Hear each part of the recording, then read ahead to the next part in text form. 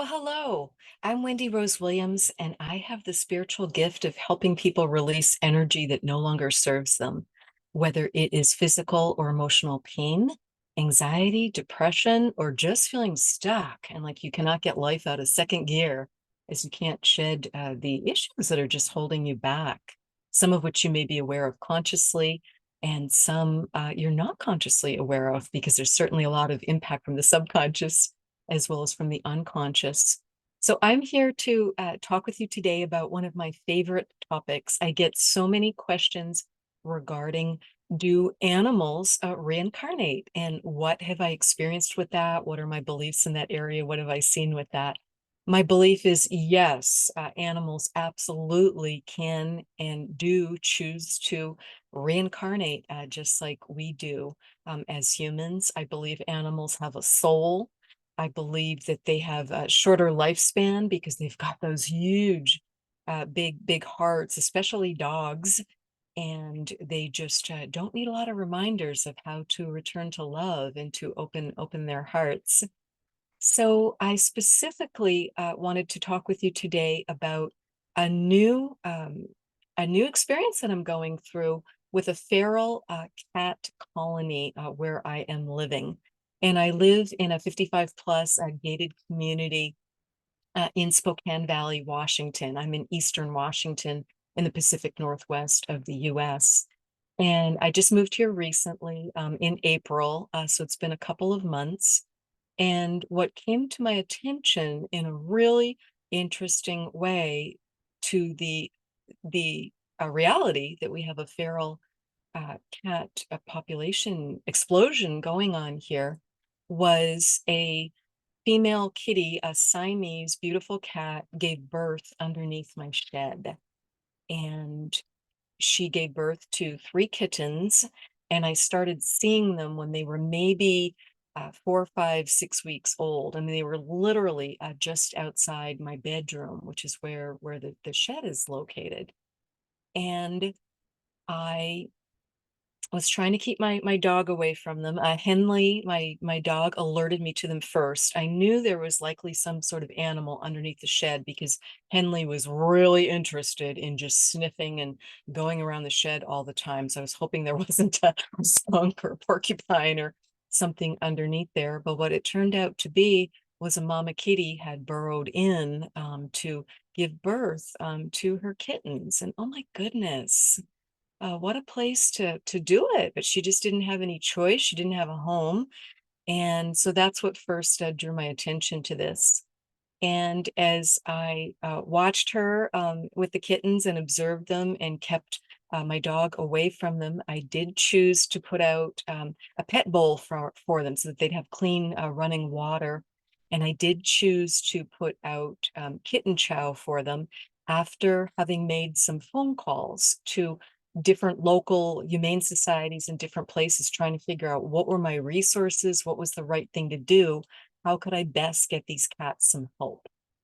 So I sorted out what the organizations were that would help me, because some will only work with owned cats, some will work with community cats like this feral cats, but there's not many resources for that because that whole just system of shelters and humane societies just been taken to the brink, and it's just exploding, and there's not enough resources and there's not enough space for all the unwanted cats, dogs, rabbits, different animals, which is why you're seeing a lot of them out.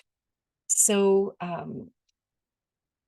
bringing this back to the topic of reincarnation, the runt of the litter of these three kittens was a beautiful little Siamese cat. And it was the only kitty. The mama cat and the other two cats would absolutely run from me and just scatter, was how I confirmed. Obviously they were feral, plus they had given birth underneath the shed.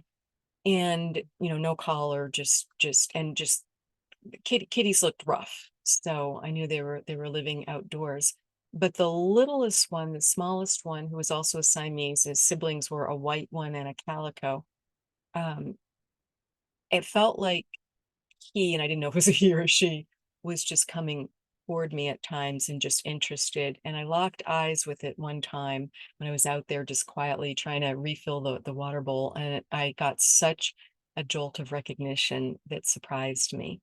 And what I recognized was 3 years later, here's my beloved soul cat, Midnight, back again. I had Midnight as my cat for 20 years when I was living in the Seattle area. And you might even be able to see over my shoulder. I don't think the lighting is right. There's a painting way back over my shoulder, but the lighting's not right to see that. Anyway, I recognize the soul, and Midnight has been with me multiple times in this lifetime.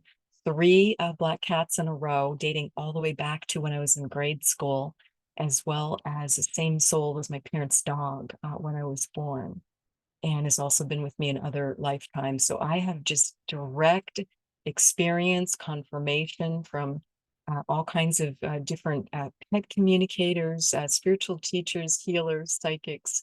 I've just commented on, oh my gosh, you've had this one amazing soul with you again and again in many, many animal companions to you. So that's some of the direct experience I've had. So I was really torn. It was really hard to know what to do. Could I possibly take on this feral kitty? And just would he be friendly enough? I'm calling him he because Midnight was a male, um, but actually turned out to be a female in this lifetime as the little feral Siamese. And I just was not able to work out the logistics to take him on in a tiny house with no no internal doors, just two pocket doors, which my dog can open. And I just didn't feel it was going to be doing right by the cat. So I was able to get information and advice from Scraps, which is the Spokane County Regional Animal Protective Services. So it's our county animal shelter. And I spoke with them by phone, and they gave me information. They would not come out and trap the animals for me, but they said if I could trap them, and they did also educate me to be careful with trapping kittens, that you needed to know that they were able to eat solids. Otherwise, you'd have to trap mom also. And I've never humane trapped an animal in my life. How was I suddenly going to get all of them? That sounded pretty unrealistic. So I chose to buy a bag of kitten chow and put it out there for the kitties, and they chowed it down. And I took pictures of each one of them so I could show Scraps that indeed, if I was so fortunate as to catch the kittens, because my instinct was it was going to be easier to get the kittens than to get mom. It's exactly what happened. I ordered a humane trap from Amazon. I couldn't even figure out how to set it myself. It was a little bit tricky for me. So some people helped me get the trap set. And I was praying and just working with St. Francis this entire time, saying, how can I get these cats some help?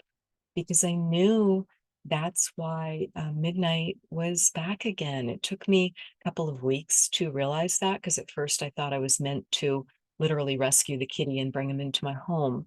But it did not work. I tried it for a couple of days and it just did not work. I needed a different home and someone more experienced with feral cats.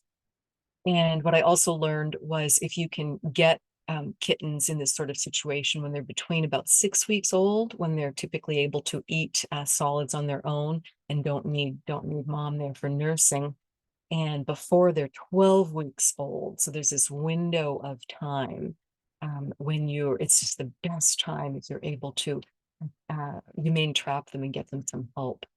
So I fed them for about 10 days, and just that really had them coming around again, keeping my dog away from them outdoors and just supplying that running clean water for them from the pet bowl that I had plugged in right next to the shed. It was just perfect. There was an outlet there for them. And I just sent them so much love and kept educating myself what I could do to help. And I had the humane trap ready to go. And by the time I was ready to go, it literally was right when I was getting ready to go on a trip for a couple of days. So I asked St. Francis what to do, and he said, go away on the trip. Don't ask anyone to feed these stray cats in your absence.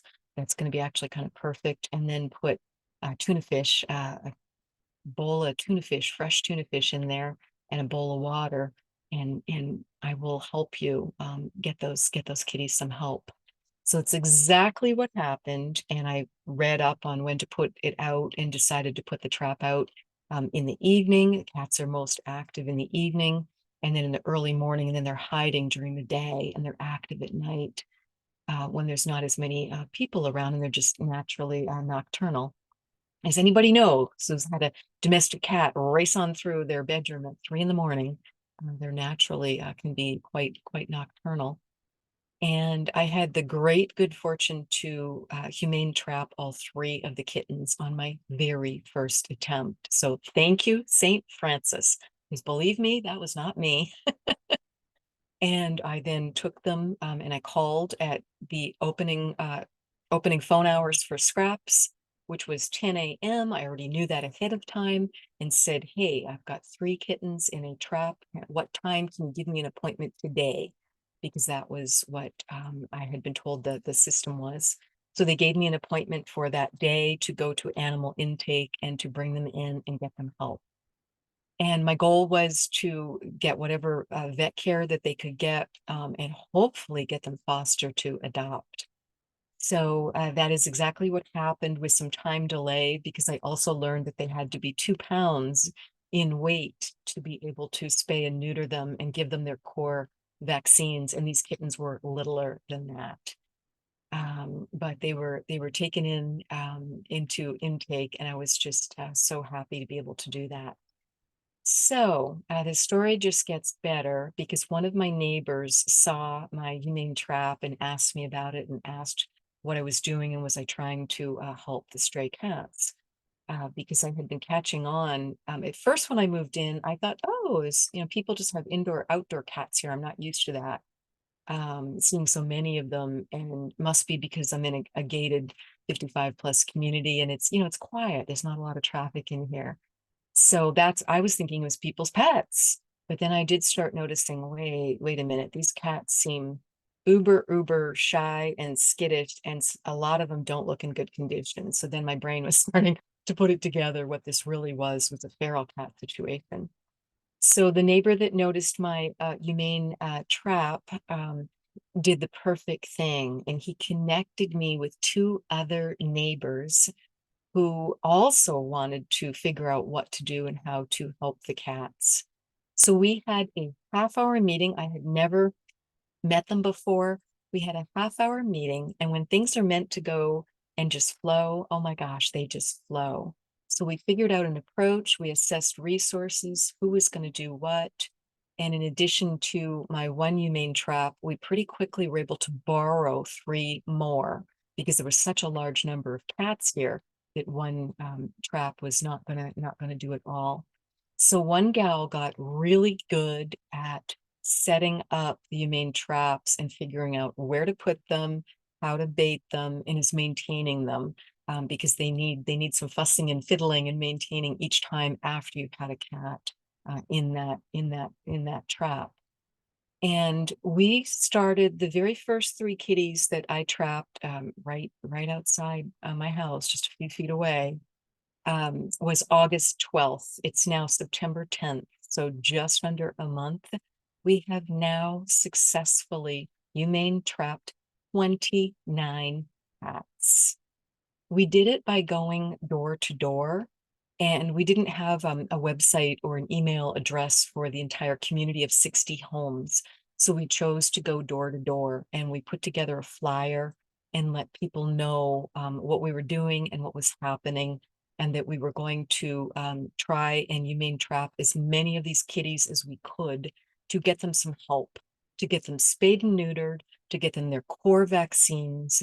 And if they were assessed as friendly enough by either Scraps or by Spokanimal, and Spokanimal is our local private humane society. So it's donation based, 100% donation based, amazing organization that's been in business as a nonprofit since 1983.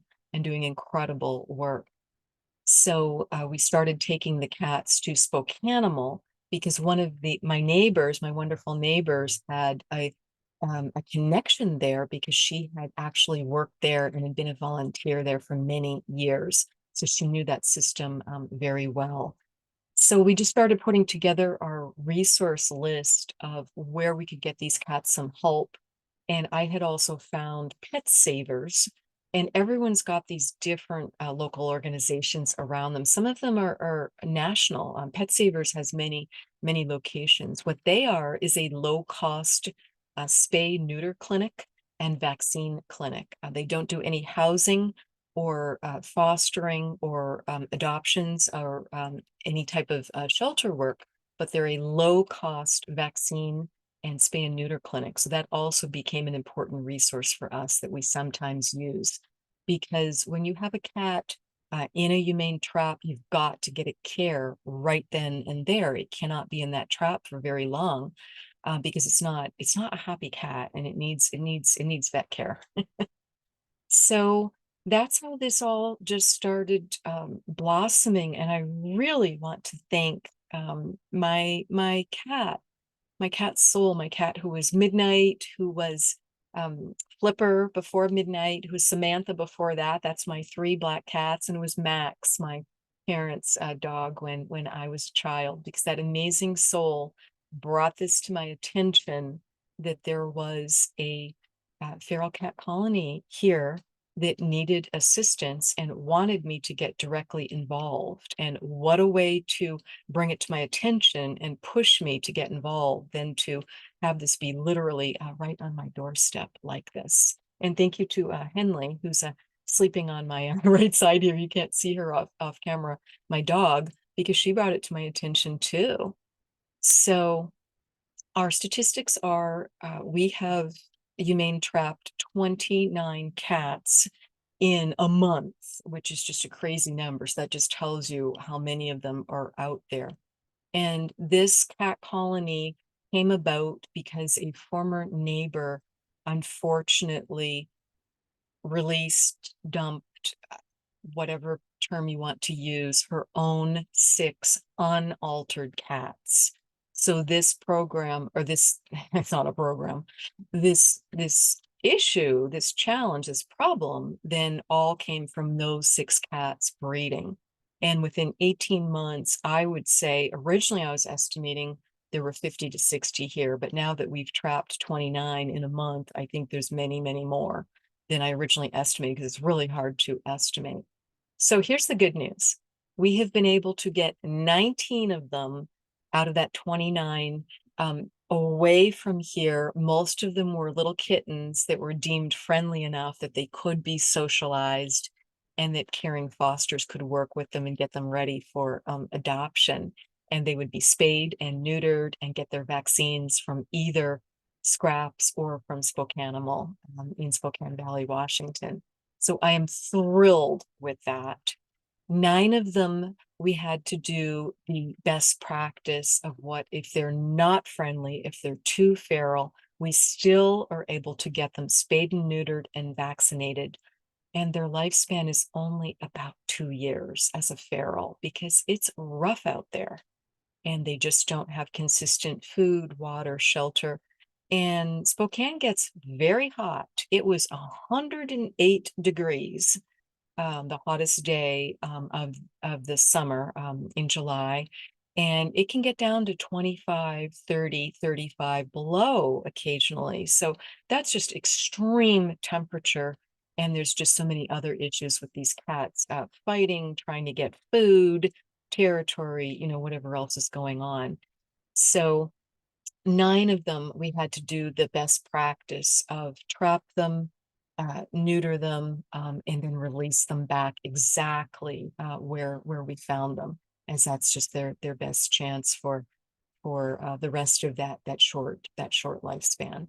So we keep a lot of records of where each cat is trapped, and then what happens with it, and just in case we need to return it there, and just to be able to analyze and try and understand the situation so that we can continue to help them in every way that we can. So I am so grateful for my amazing neighbors, because we immediately, without really even discussing it, just got in this routine where one gal sets and maintains the traps, and she puts them out in the evening. She lets me know where they are exactly. And if I'm not familiar with it, I go look at it in the evening before it gets dark, so I know exactly where I'm going to be picking up those traps, hopefully with clients with cats in them or kittens in them in the morning. One day we had 6 cats in the four humane traps, because there were three kittens from a litter had piled into one, because litters and litter mates tend to go in together, which is great, because then you've got several of them together. We've also been able to trap some kitties that were females and that have been known to have had 2, 3, 4 litters. And oh my goodness, that is how this issue just becomes wildfire. So let me just read you some of the statistics, because I won't be able to recite these off the top of my head. So here's the statistics. So that former neighbor, as I said, dumped 6 unaltered cats outside about 18 months ago. And an unaltered female cat, a cat who's not been spayed, can become pregnant as early as 4 to 5 months and can produce 2 to 3 litters each year during her lifespan. Without spay and neuter for feral cats, each female can produce up to 200 or more kittens during her lifetime. And we're definitely seeing direct evidence of that here. So, as I said, 19 kittens went off for foster, and 9 of them we had to release back here again. And one yesterday, we had the magical moment, had not expected this, but one kitty was actually not feral. He was a stray that had somehow gotten lost. And thankfully, his family had him microchipped, and they had their phone number, their correct phone number, because you've got to update your phone number. If you've got your cat microchipped, then you change phone number. So check that from time to time and make sure that microchip phone number is correct. So we were able to, when the clinic went to do the spay or neuter for him, they checked first for a microchip, and they found he was microchipped, as well as he was already altered.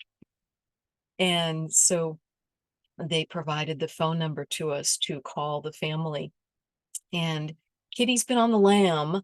He's been out loose for 6 months, and they don't even live close to our address where we are. But he got reunited with his family, just this lovely young couple yesterday, and that was just really fantastic to see. So that's what's happened so far with our 29 cats. And I would just like to say thank you to my amazing neighbors that are doing this work with me. So as I said, one sets the traps at night, lets me know where they are. I mean, it's fairly involved doing that work. So I so appreciate her. And then I pick them up in the morning, and then I'm doing the record keeping and taking the photographs, and I transport them over to the gal who takes them to Spokanimal, or occasionally to Scraps if Scraps has an opening, and gets them their care. And then we have to pick them up later in the day if they're not a cat that was able to be kept by whichever organization we took them to for help. So that's what I wanted to say about reincarnation, and also about how you might feel called to get involved with something like this. Certainly happy to answer any questions on either side of the fence with this, because it's definitely got that reincarnation angle to it, as well as just the practical piece of cat rescue in this specific example, feral cat rescue and management, because we need to get our numbers down for the benefit of the cats, as well as for the health of the humans, we humans around them, because unvaccinated cats just they can carry parasites, they can carry disease, that humans can pick up, or our animal companions, our pets can pick up, because who like me has a dog that has the unfortunate want to eat poop that they find out when you're walking. It's just so vital that we not let them do that, because it can be diseased. And they can get something from that themselves. So, for the good of the community, I'm so happy to be able to help do this work. And again, I'm just seeing that reincarnation angle to it too. So thank you again to that little Siamese kitty who turned out to be a girl, and I named her Bella, and let her go to her best home. So that's what I wanted to let you know today. And thank you so much for being here and for listening. And I would love to invite you to check out, I have a short story published in an animal book called Heaven Sent. So I will link that. All proceeds from it go to an animal veterans charity, which helps provide guide and service dogs to veterans. So I will link that, and I will also link my website. And I would love to work with you if you would like energy healing work, if you're ready for energy healing work. And guess what? I often do animal healing during that energy healing for people, because you're able to make surrogate requests for your animals and for loved ones. And animals, they just mirror what we have going on. I mean, we really are literally all one. All humankind literally is one. We're one with the earth, and we are one with the animals, the trees, the water, the sky, everything else. That's just becoming more and more clear to me. So my website is wendyrosewilliams.com, and I will link it here. And you'll see on the homepage how we can work together privately. And you can also see on the events tab how we can work together. And you're so welcome to come join me for a marvelous event, a group event that we'll do via Zoom. So thank you. Have a wonderful day.